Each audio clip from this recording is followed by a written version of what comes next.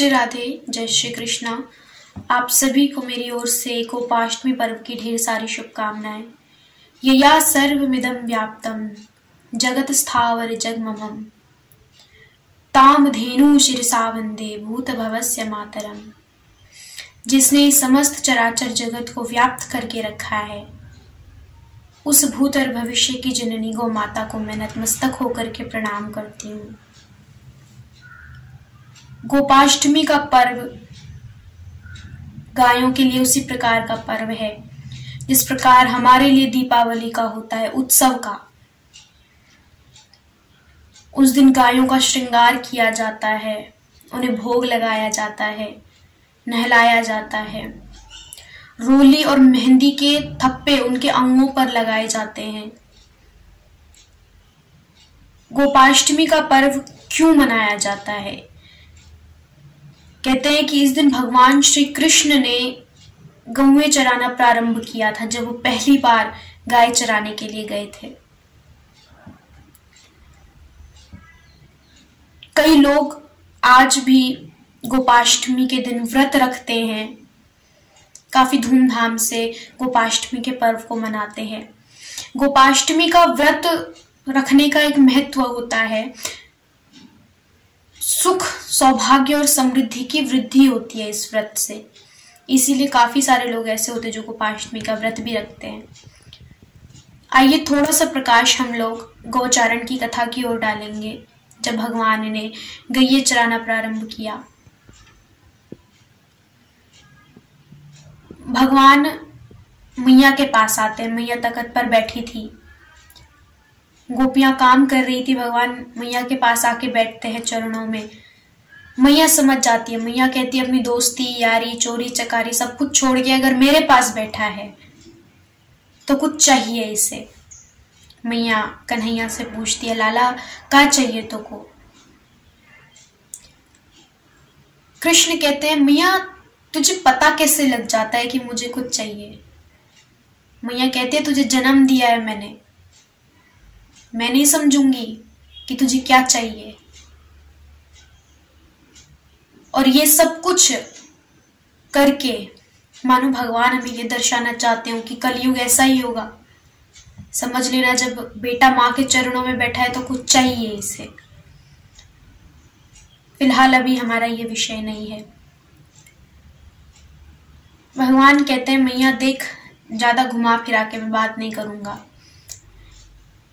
देख, अब तेरे लाला 6 वर्ष को है गयो, अब मुझको गौचारण के लिए जाने दे। मैया कहती है, अभी तो बहुत छोटा है, अभी तो 6 वर्ष की उम्र है तेरी, तू कहाँ जाएगा वनों में, कहाँ भटकेगा गायों को लेके, थोड़ा और बड़ा हो जा।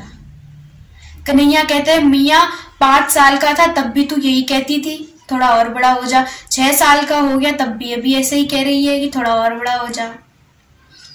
देखना मैया, मेरे साथ के सब मुझे चिढ़ाते हैं कि देख हम तो काम कर रहे थे तो काम भी नहीं करता। और मैया मुझको फोकट को ना खाना है, मुझे काम करके खाना है। मैया कहती है कि ठीक है, शाम तक बाबा को आने दे, बाबा से आके पूछ लेना। अब भगवान की लीला भी है, उस दिन बाबा जल्दी घर आ गए। बाबा घर पे आए, तुरंत कन्हैया बाबा के पास गए। बाबा अब बड़े हो गए हैं, देखो 30 तक गिनती भी आ गई, अब हमको गौचारण के लिए जाना है। बाबा कहते हैं कि बड़ा तो तू हो गया है पर अभी गैया नहीं संभाल पाएगा, इसलिए अभी तू बछड़े चरा। कन्हैया कहते हैं, बाबा हम सीधा गाय चराएंगे, हम कुछ ऐसा करना चाहते हैं जो किसी ने नहीं किया। बछड़ तो हमारे साथ के सभी चरा रहे हैं, लेकिन हम गाय चराना चाहते हैं। नंद बाबा कहते हैं, ठीक है, इतनी जिद करता है तो एक मौका तुझे दे देते हैं, जा जाके पंडित जी को बुला के ले आ, उनसे मुहूर्त निकलवा देते हैं। कन्हैया तुरंत पंडित जी के पास जाते हैं। पंडित जी को कहते हैं, देखो बाबा, हमारे बाबा ने तुम्हें बुलाया है कि तुम्हें दिन देखना है कि कौन सा दिन शुभ है जिस दिन हम गाय चराएं। बाबा कहते हैं, लल्ला तू जिस दिन गाय चराएगा, ये जिस भी दिन तू कोई काम करेगा वो दिन तो शुभ ही होगा। लल्ला कहते हैं इसीलिए तो तुमको कह रहा हूं कि आज ही का दिन बता देना, कह देना कि नंद आज ही का दिन ठीक है। बाबा कहते हैं इसके बदले हमको क्या मिलेगा? कन्हैया कहते हैं हमें मिलने वाला सारा माखन हम तुम्हें दे देंगे। बाबा जाते हैं, बैठते हैं, बार बार ग्रह नक्षत्रों के बारे में बात कर रहे हैं और फिर कह रहे हैं कि देखो नंद, समय तो अभी यही ठीक है, यही तिथि शुभ है, इसके बाद तो सीधा 1 साल बाद तुम्हारे लाला का दिन निकलेगा। बाबा कहते हैं ना ना, इतनी देर तो नहीं करनी है। कन्हैया प्रसन्न हो गए, बाबा की आज्ञा मिल गई। कन्हैया ने तुरंत खाना वाना रखा झोले में। दाऊ को कहते हैं चलो दाऊ, आज हम गाय चराने चलेंगे। दाऊ भी खुश, कन्हैया भी खुश, ग्वाल वाल भी आज उनके साथ चल रहे हैं। मैया कहती कान्हा रुक तो जा, निक जूती तो पहन ले। कन्हैया कहते हैं कि कैसे पहनूं मैया, जब मेरी गायों ने कभी जूती नहीं पहनी तो मैं कैसे जूती पहन लूं? मैया कहती है तेरे पाँव में कांटे चुभ जाएंगे, वो वन है, वो नंद को महल ना है। कन्हैया कहते हैं कि मैया वो वन है, वहां गायों को भी तो कांटे चुभते हैं। गाय नंगे पैर चले और उसका मालिक बनकर हम चले? नहीं। अब भगवान मैया को लंबा चौड़ा उपदेश देने लगे, मैया हम तो बालक हैं, हम भगवान थोड़े ही हैं। मैया कहती है जा, और जब तक भगवान वृंदावन में रहे तब तक भगवान ने जूतियां नहीं पहनी। जब भगवान मथुरा चले गए, राजपाट जब उन्हें मिला, तब उन्होंने जाकर के जूतियां पहनना प्रारंभ किया। पूरे वृंदावन में उन्होंने जूतियां नहीं पहनी क्योंकि उनकी गाय जूतियां नहीं पहन रही। वो इतना प्रेम गायों से करते थे। और गीता में तो स्वयं भगवान कहते हैं अर्जुन को उपदेश देते हुए कि अर्जुन धेनु नामास्मि कामधेनु, कि गायों में मैं कामधेनु का स्वरूप हूं। कामधेनु को कोई गाय मत समझो, उसमें स्वयं मैं निवास करता हूं, वो मेरा अंश है। भगवान को बड़ा प्रेम था गायों से। वेदों में तो गायों को अघन्या कहा गया। अघन्या कहते हैं लक्ष्मी को, लक्ष्मी का स्वरूप माना गया है।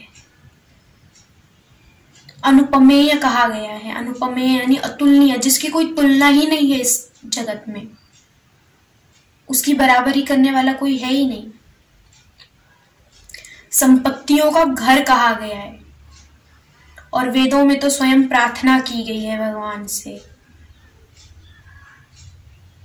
कि घर में गाय हों, बच्चे हों। घर में गायों का होना काफी शुभ होता है। गायों की तो आज भी इतनी महत्ता है कि अगर गाय के ऊपर कोई अपना हाथ फेरे, जिसको बीपी की प्रॉब्लम हो, हार्ट का पेशेंट हो, अगर वो गाय के ऊपर अपना हाथ फेरे तो उसका बीपी काफी कंट्रोल में रहता है। आज भी गायों को इतना महत्व दिया गया है। भारतवर्ष में, यूं तो सभी देशों में काफी जगहों में गाय पाली जाती है, लेकिन भारत ही एक ऐसा देश है जहां पर गाय को माता का स्वरूप दिया गया है, जहां उसकी पूजा होती है। हर घर में गाय की पूजा होती है। चाहे साल भर में कोई एक पर्व आए उस दिन हो। और पहले के जमाने में तो हर जगह, जिस दिन गोपाष्टमी आती थी उस दिन गायों की पूजा होती थी। आज शहरों में इसका प्रचलन काफी कम हो चुका है, लेकिन काफी ऐसे दूर दराज गांव है जहां आज भी इस पर्व को खूब धूमधाम से मनाया जाता है। उन्हीं में से एक है नंदगांव और वृंदावन धाम। जिस प्रकार से वहां जन्माष्टमी मनाई जाती है ना, उसी प्रकार से आज वहां गोपाष्टमी भी मनाई जाती है। क्योंकि कृष्ण गायों को अपना सखा मानते थे। उनके लिए गाय उनका प्राण था। उन्हें प्रसन्न करना है, अगर कृष्ण को प्रसन्न करना है ना, तो गायों को भी प्रसन्न करो, गायों की भी पूजा करो। कृष्ण स्वयं प्रसन्न हो जाएंगे। और धरती पर तो अगर भगवान की सेवा करनी है तो गाय की सेवा करो। इतना महत्व है गाय का हमारे वेद शास्त्र सब में। हमारे सनातन धर्म में गाय के भीतर कहते हैं कि 33 कोटि देवी देवता निवास करते हैं। 12 आदित्य, 11 रुद्र, 8 वसु और 2 अश्विनी कुमार, ये सब मिलकर के 33 होते हैं। 33 कोटि देवी देवता। कोटि का अर्थ करोड़ नहीं होता है, जैसे बहुत सारे लोग कहते हैं कि 33 करोड़ देवी देवता। 33 कोटि मतलब 33 प्रकार के देवी देवता। और एक गाय की पूजा करने से 33 देवी देवताओं की पूजा का फल हमें प्राप्त हो जाता है। जब उसे स्वयं लक्ष्मी का रूप दिया गया है, कहते गाय जब घर में आती है ना तो उसके पीछे पीछे लक्ष्मी भी घर में आती है और उसी के पीछे पीछे कृष्ण भी घर में आते हैं। और जिस घर में देवी देवताओं का निवास हो वो घर स्वर्ग ही तो है। इतना महत्व होने के बावजूद भी आज हमारी नेत्रों के सामने जो समाज में गायों की हालत है, पीड़ित हैं, कई प्रकार की दिक्कतें उन्हें झेलनी पड़ती हैं। भूख प्यास से तड़प करके कई गायें ऐसी हैं जो अपने प्राण त्याग देती हैं, अपना दम तोड़ देती हैं। लेकिन गाय एक ऐसी योनि होती है ना कि उसके बाद मनुष्य योनि ही प्राप्त होती है। मतलब अगर कोई गाय बन गया तो उसको अगली योनि मनुष्य की मिलती ही है। और उसके बाद भी आज गायों की ये दशा हमें देखने को मिलती है। तो आओ इस गोपाष्टमी हम और आप एक संकल्प लें गौ सेवा का। हमारे आसपास हमें जितनी भी गायें मिले लाचार, हम उन सब की सेवा करें और उन्हें ये एहसास दिलाएं कि ये त्योहार उनका है, ये दिन उनका है, उनकी सेवा का है।